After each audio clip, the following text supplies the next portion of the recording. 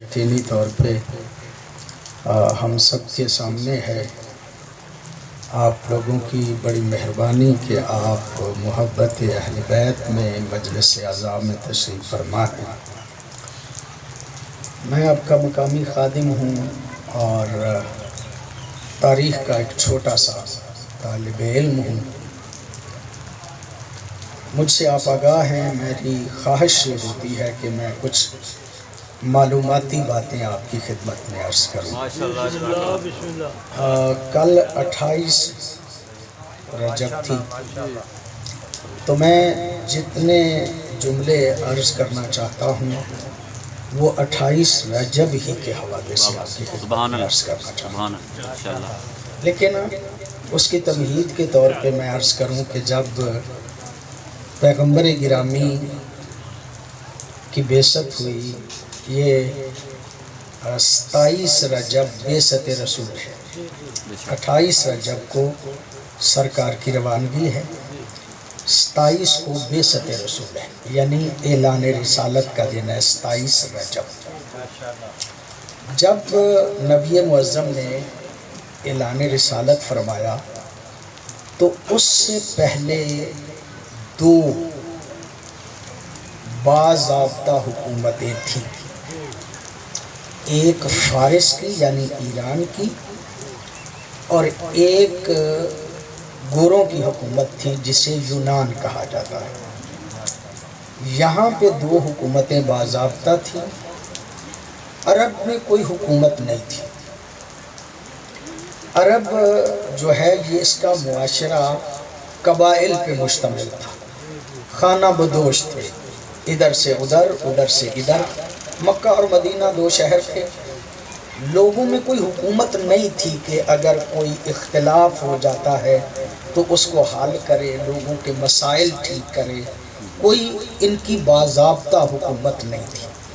جو بڑے قبیلے ہوتے تھے نا، ایک یہ بڑا قبیلہ ہے، اگر کوئی چھوٹا قبیلہ ہوتا تھا نا، وہ کوشش کرتا تھا ان سے معاہدہ کر لے، وہ ان کے اچھے برے میں ان کی مدد کرتا تھا۔ قبائل کے آپس میں اتحاد سے مفادات کا تحفظ کیا جاتا تھا۔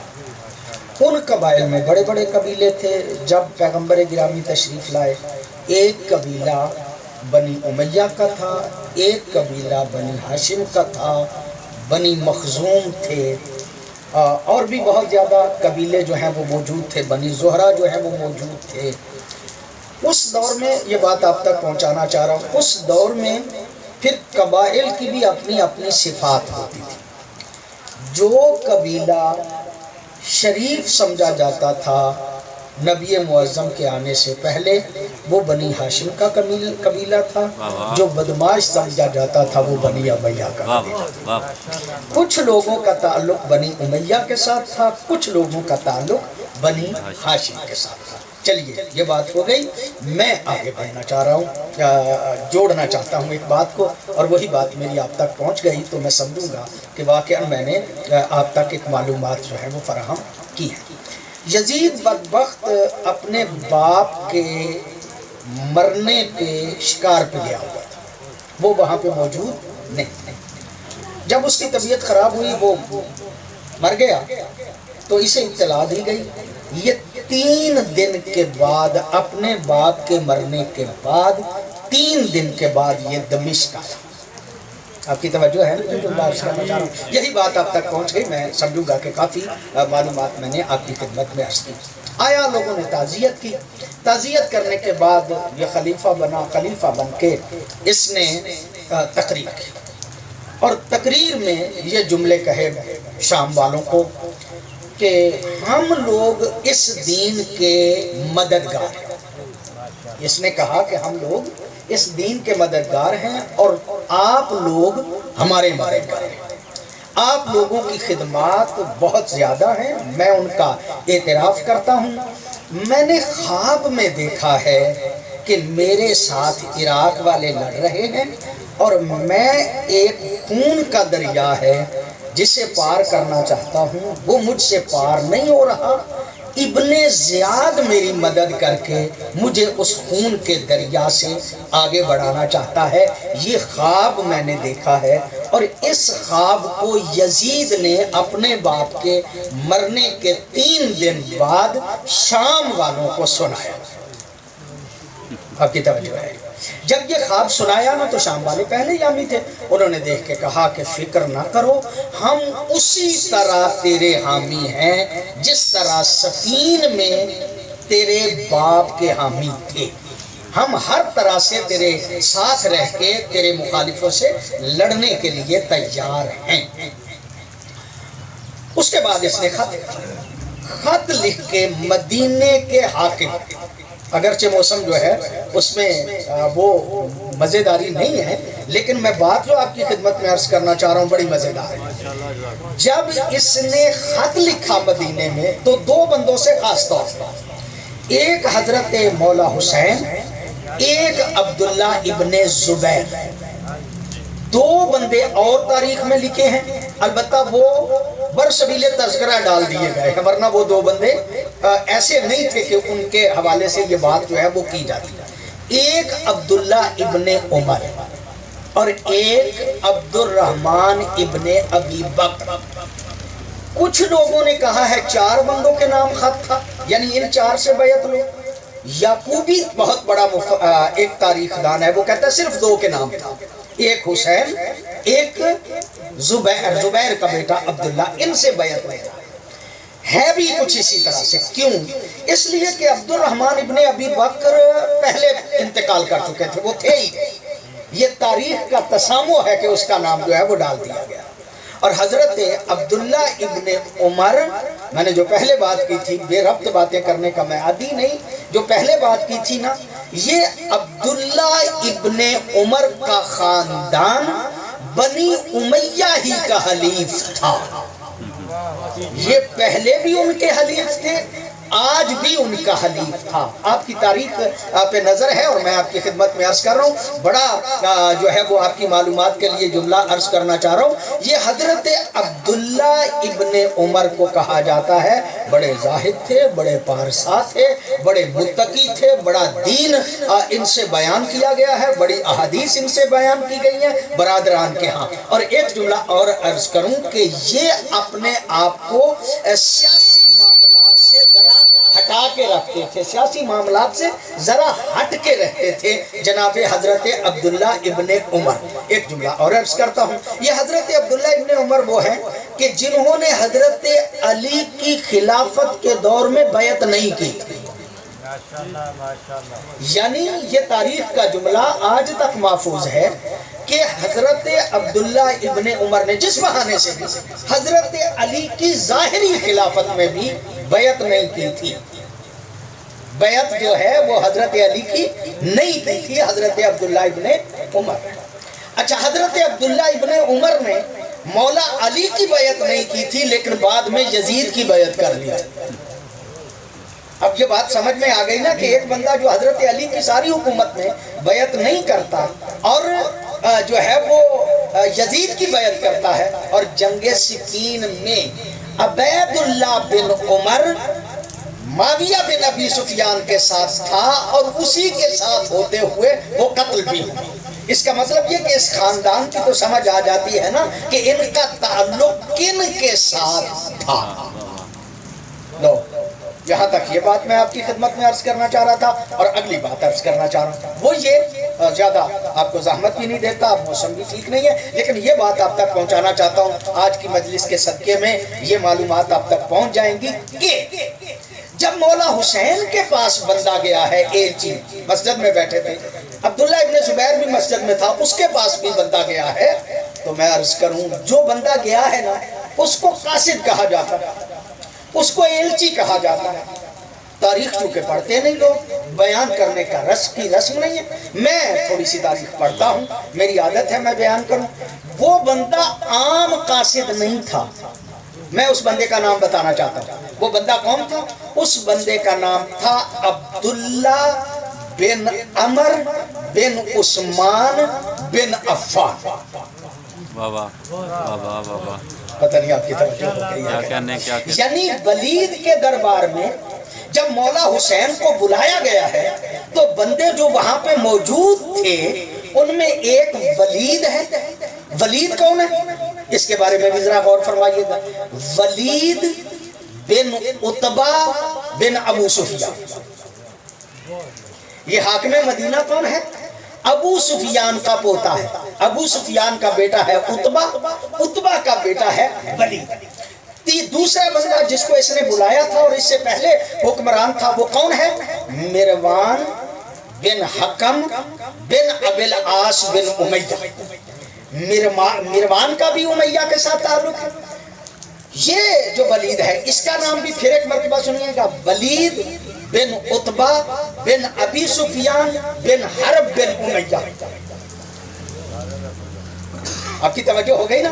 یہ بندے جو میٹنگ میں موجود تھے. تیسرا بندہ جس کو قاصد کے طور پہ بھیجا گیا ہے وہ کون ہے؟ اس کا نام ہے عبداللہ بن عمر بن عثمان بن عفان. یعنی حضرت عثمان کا پوتا بنتا ہے یہ عبداللہ. اب ایک اور بات آپ کی خدمت میں عرض کرنا چاہتا ہوں، اور میری آج کی مجلس میں جو میں بات آپ تک پہنچانا چاہتا تھا وہ اسی سے پہنچ جائے گی. یہ جو عبداللہ ہے یہ حضرت عثمان کا پوتا ہے، اور اس کی ماں کون ہے وہ بھی ذرا غور سے سن لیجئے گا تاکہ آپ کو کربلا سمجھنے میں آسانی ہو. اس کا نام ہے حفصہ بن عبداللہ بن عمر بن خطاب. پتہ نہیں آپ کی توجہ ہے یا نہیں. موسم جیسا بھی ہے لیکن میں بات آپ کی خدمت میں عرض کرنا چاہتا ہوں. یہ ایلچی کون ہے؟ اس کی ماں کا نام ہے حفصہ. حفصہ کون ہے؟ یہ اسی عبداللہ ابن عمر کی بیٹی ہے کہ جو حضرت عمر ابن خطاب کا بیٹا ہے. اس کا مطلب یہ کہ حسین کے خلاف جن قبائل نے ابتدا میں اکٹھے ہو کے میٹنگ کی ان میں ایک حضرت عمر کا خاندان ہے، ایک حضرت عثمان کا خاندان ہے، ایک ابی العاص کا خاندان ہے، اور ایک جو ہے وہ ابو سفیان کا خاندان ہے. آج کہتے ہیں ہمیں پتہ ہی نہیں چلتا حسین کے قاتل کون ہے.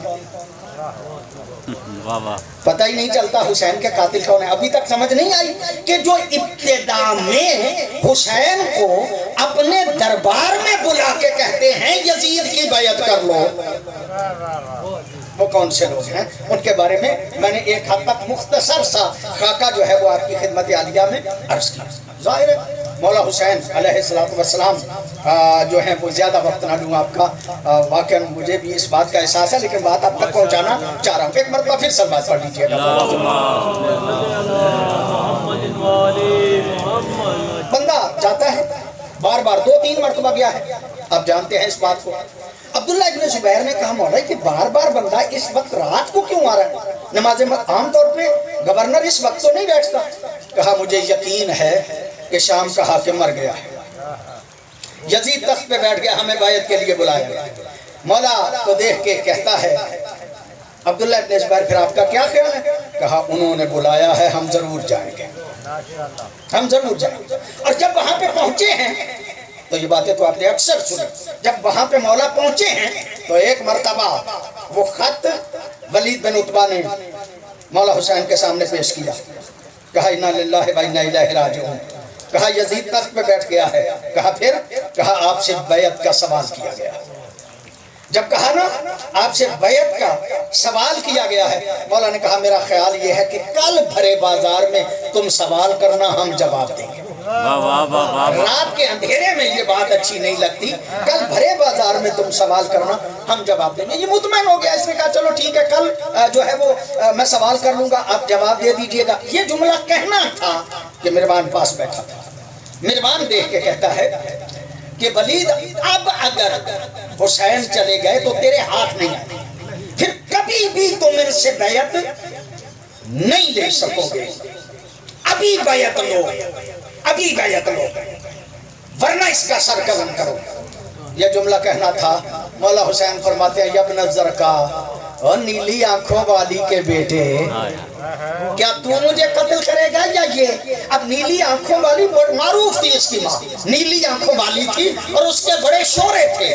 مولا آپ نے اس کی بد کردار ماں کا تذکرہ کیوں کیا؟ کہا تمہیں نہیں پتا جو معصوم کے قتل کا سوچے بھی اس کی ماں بد کردار ہوتی، کیا کہنے کیا اس کی ماں بد کردار، اس کی ماں بد کردار۔ اور پھر وہاں پہ مولا حسین نے وہ تاریخی جملے کہے اور تاریخی جملے ایسے مولا حسین گئے 18 یا 19 بنی ہاشم کو ساتھ لے کے گئے، دیوار باہر دروازے پہ کھڑا کیا ہے، اگر میری آواز بلند ہو تو تم نے اندر آنا، اور اگر میری آواز بلند نہ ہو تو آپ نے وہیں پہ کھڑے رہنا۔